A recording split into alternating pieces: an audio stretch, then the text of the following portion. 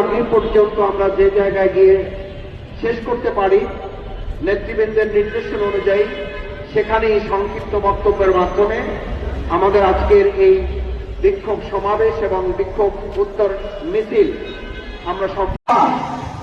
আমরা মরিয়া প্রমাণ করলাম যে আমরা নির্বাচন বিরোধী নই।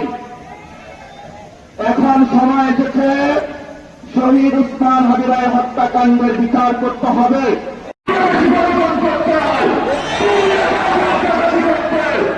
এখন সময় এসেছে কোন নাচড়া চলবে না। সরকারের জনগণকে আমাদের ম্যান্ডেট দিয়েছে